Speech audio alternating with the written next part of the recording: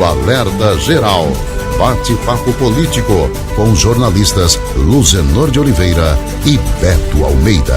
A agenda política tem muita movimentação nesta sexta-feira no Ceará. O presidente Lula desembarca hoje em Fortaleza para a assinatura do ato oficial de instalação do campus do Instituto Tecnológico de Aeronáutica ITA na capital cearense. Quem chega com mais informações é o repórter Almir Fernandes. Após passagem pelos estados da Bahia e Pernambuco, o presidente Luiz Inácio Lula da Silva desembarca nesta sexta-feira no Ceará e cumpre uma agenda em Fortaleza com repercussão nacional. O presidente Lula, ao lado do governador Eumano de Freitas, do ministro da Educação Camilo Santana, do presidente da Assembleia Legislativa Evandro Leitão, do comandante da Aeronáutica Marcelo Damasceno e do ministro de Estado da Defesa José Múcio Monteiro Filho, assina às 13h30 na base aérea o decreto que formaliza a instalação do campus do Instituto Tecnológico de Aeronáutica ITA.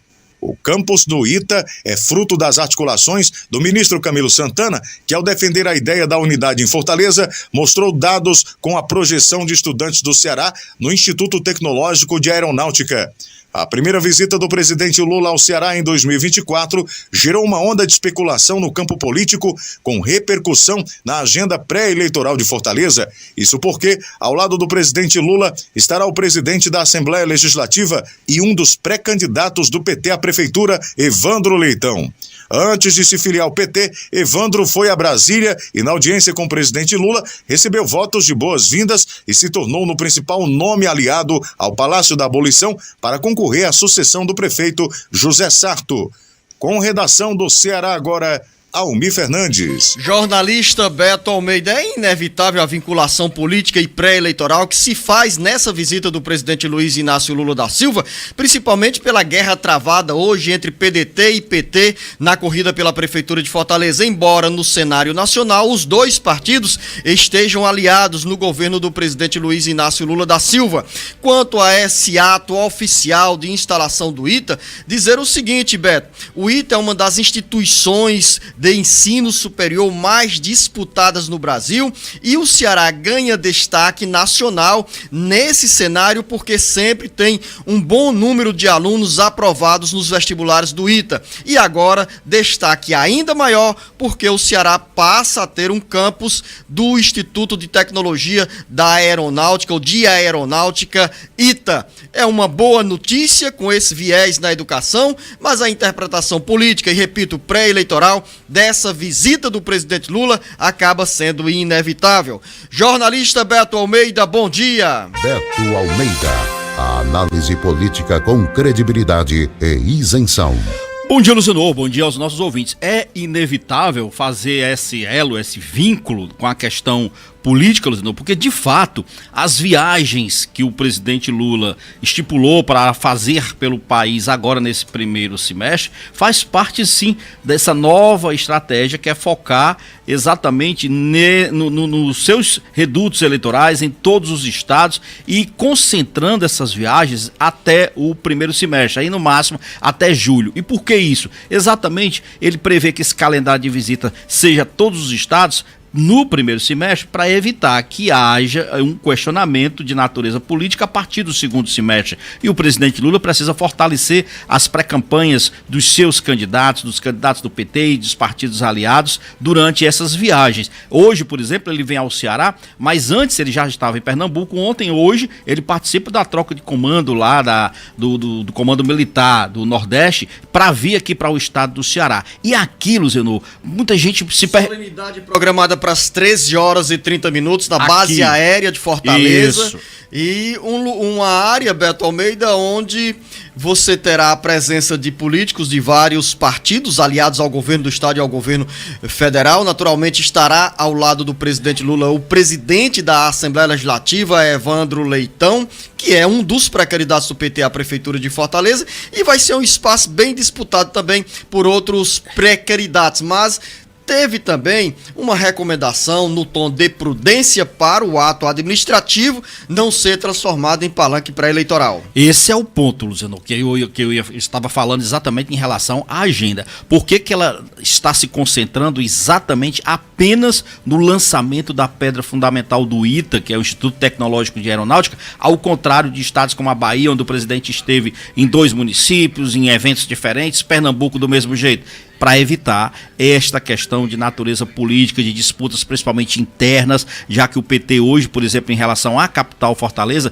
tem vários pré-candidatos, tem pelo menos 5 hoje pré-candidatos aí disputando essa indicação, e para não trazer problemas, inclusive em outros redutos eleitorais. Então, a concentração, a agenda é única, exclusiva, no ITA. O presidente Lula, inclusive, sabe que precisa também olhar com atenção, porque as pesquisas que foram feitas ultimamente de avaliação de governo apontam, inclusive, uma tendência de queda na aprovação do governo e dele próprio. E claro, isso está preocupando porque também está acontecendo nas capitais, nos estados da região Nordeste. Então, esse é um ponto também que o presidente Lula quer fortalecer muito. E aí sim, depois dessa etapa de julho, ele retoma mais umas das suas viagens internacionais. A dúvida nesse momento, Beto Almeida, é se o governador Elmano de Freitas estará presente a esse ato com o presidente Luiz Inácio Lula da Silva. Lembrar que foi o próprio Elmano que na semana passada confirmou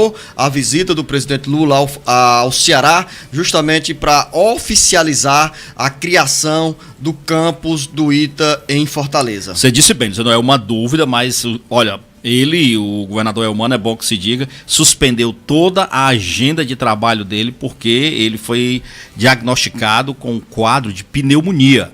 Então ele está se recuperando em casa e se você observar hoje, especificamente, e ontem, com essa fumaça que tem tomado conta aqui da capital e de vários bairros, para quem tem hoje algum problema de pulmão, de dificuldade para respirar, realmente não é nem aconselhável sair de casa. Então, fica aí a expectativa, mas eu acho que talvez seja difícil o governador Elmano comparecer a esse evento lá no ITA, né? Nós estamos nos estúdios do Jornal Alerta Geral, creio eu, Beto Almeida, com pelo menos 2 quilômetros de distância entre o estúdio que fica na Avenida Desembargador Moreira, no bairro Aldeota, no bairro Dionísio Torres, olhando pela janela essas imagens do incêndio que tomou conta de uma área do Parque do Cocó, no bairro Água Fria, ali na Avenida Sebastião de Abreu. E nesse momento nós temos ainda a fuligem, a fumaça se espalhando como o rescaldo desse incêndio, que teve a atuação aí firme do Corpo de Bombeiros, mas que ainda tem os resquícios de mato sendo queimado e a fumaça invadindo, chegando, de acordo com os próprios policiais do Corpo de Bombeiros, Beto Almeida, ao município de Caucaia, que fica bem distante. Ou seja, para quem tem problemas alérgicos, é um castigo essa fumaça. Para além desse problema que nos traz, Zenor, como consequência dessas queimadas do Cocó, o que preocupa na realidade, Zenor, é a sequência, é a constância desses incêndios na principal área verde da nossa capital. E aí a gente fica preocupado o seguinte, que mal o parque se recupera de um, aí vem outro. Esse incêndio que desde ontem nos atormenta aqui, na realidade, um outro foco já havia sido debelado na noite de quarta para quinta-feira. Então, a gente precisa, inclusive, para olhar para além das consequências imediatas, que é debelar o fogo, que é controlar essa destruição, que já passa aí de 4 campos de futebol, segundo uma avaliação preliminar do Corpo de Bombeiros, é saber o seguinte, qual é hoje, na realidade, o plano que existe de fiscalização, de vigilância, qual é o contingente do pilotão ambiental que nós temos hoje, instalado inclusive ali na Avenida Raul Barbosa, enfim, tomar medidas que sejam de fato efetivas para além de debelar e dessas ações agora que eu diria que são prioritárias. Reflexão que você faz não apenas em relação ao Parque do Cocó, mas a outras áreas verdes de serras e também no sertão do interior do Ceará. Claro, nós estamos entrando no período da quadra invernosa e já vem um alívio para serem evitadas essas queimadas em maior proporção. Olha, Zandaí, o que chama a atenção é que o mês de janeiro nem está incluído entre aqueles meses de ventos fortes, como a gente tem os BR-Obrol aí, depois de agosto, setembro, outubro, novembro, que são meses realmente em que essa sequência de queimadas costuma acontecer com mais frequência. Nós estamos no mês de janeiro, onde nem deveríamos estar enfrentando tanto esse problema. Você ontem, inclusive, fez uma observação aqui, olhando, porque nós estamos aqui no 16º andar. Daqui a gente dá para ver bem, olhando ali em direção ao Parque do Cocó, como é que está essa situação. Aliás, era o Marcos que observava exatamente um teor mais forte de uma fumaça preta, que a gente se perguntava por que havia aquela diferença, não era, Marcos? E eu ouvi ontem da presidente da SEMAS, da Secretaria de Meio Ambiente aqui do estado do Ceará, ela dizendo que na realidade aquilo ali, sabe o que é? Mato verde. Queimando, né? Queimando. Mato verde queimando. Ou seja, não é o mato seco, era o mato verde.